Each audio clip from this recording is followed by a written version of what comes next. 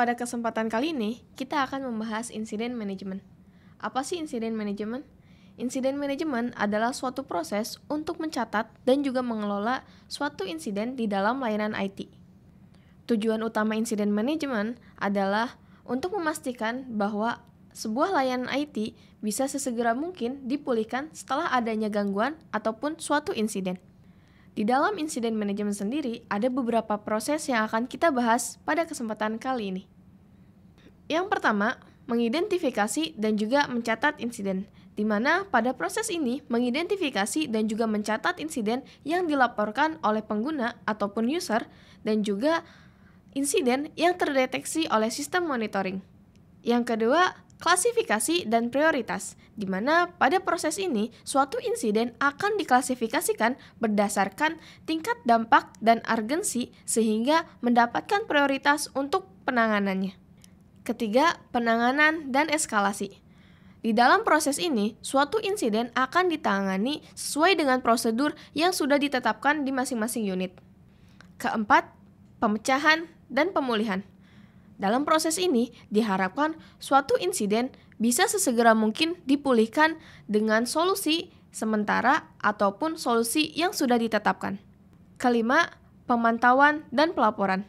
Dalam proses ini, diharapkan user ataupun pengguna selalu mendapatkan pembaharuan terkait proses penyelesaian dari suatu insiden. Selain itu juga, insiden-insiden yang sudah tercatat bisa menjadi bahan evaluasi di masa depan. Tujuan-tujuan dari proses tadi ialah untuk meminimalkan dampak negatif terhadap bisnis dan juga pengguna, serta memastikan bahwa layanan IT yang terdampak bisa pulih secepat mungkin. Selanjutnya, kita akan membahas terkait dengan roles di insiden manajemen. Untuk roles di insiden manajemen sendiri terbagi menjadi 3. Yang pertama, requester, kedua, service desk ataupun help desk, yang ketiga adalah support group. Roles requester berperan sebagai user ataupun pengguna yang melaporkan insiden. Sedangkan role service desk ataupun help desk berperan sebagai penerima keluhan ataupun laporan dari user atau pengguna, memastikan ataupun mengidentifikasi insiden yang dilaporkan, mengidentifikasi keperluan eskalasi terkait penanganan insiden, dan juga melakukan konfirmasi insiden terhadap user ataupun pengguna. Yang ketiga, support group. Role support group sendiri berperan untuk menyelesaikan suatu insiden, menunda penyelesaian, melakukan eskalasi jika diperlukan, dan juga membatalkan tiket. Selanjutnya, kita akan membahas terkait alur standar yang ada pada insiden manajemen. Berikut ini adalah alur-alur yang biasanya digunakan di dalam proses insiden manajemen. Alur yang pertama yaitu create ticket, di mana customer melakukan create ticket terkait kendala yang dialami. Yang kedua, analisis insiden. Dalam alur ini, roles yang berperan adalah service desk ataupun help desk, di mana mereka akan melakukan identifikasi terkait dengan laporan yang sudah dibuat oleh user. Yang ketiga, escalate incident, di mana support group melakukan analisis dan juga melakukan penyelesaian terkait dengan insiden yang dilaporkan. Yang keempat itu resolve incident, di mana tim support group akan mengisi informasi-informasi apa saja yang telah dilaksanakan ataupun dikerjakan untuk penanganan insiden tersebut. Yang kelima, confirm to customer, di mana service desk ataupun help desk akan melakukan konfirmasi terhadap user yang melaporkan apakah insiden yang dilaporkan masih terjadi ataupun sudah selesai. Yang keenam, close incident. Dalam alur ini, suatu insiden bisa di-close apabila sudah mendapatkan konfirmasi dari user. Tadi adalah alur-alur terkait dengan proses pelaporan suatu insiden. Nah, gimana sih cara melaporkan insiden di dalam S-Team? Berikut ini kita akan bahas bagaimana melaporkan suatu insiden di dalam S-Team. Berikut adalah 2 tampilan pelaporan insiden di dalam S-Team. Sebelah kanan ada form yang digunakan untuk melaporkan insiden dari requester, di mana formnya sendiri lebih simpel sehingga memudahkan requester untuk melakukan ataupun melaporkan insiden yang dialami. Sebelah kiri adalah form support dari pelaporan insiden manajemen, di mana terdapat detail-detail informasi terkait insiden yang dialami oleh pengguna.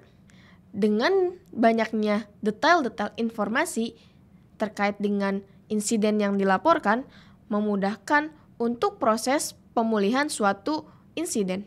Selanjutnya, di dalam formulir insiden ada kategorisasi dan priority, di mana kategorisasi sendiri berfungsi untuk mengklasifikasikan suatu insiden dimulai dari kategori, subkategori, item kategori, hingga item name.